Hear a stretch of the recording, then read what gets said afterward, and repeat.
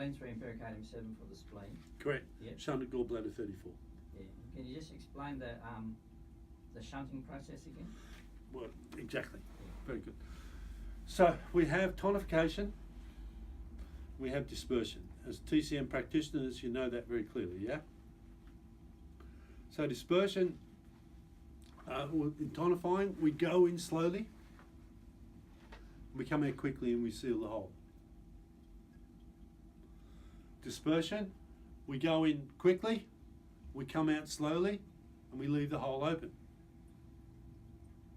Shunting, which is moving and balancing the qi, the yin and the yang within the framework of that meridian, we go in quickly, we come out slowly, but we seal the hole.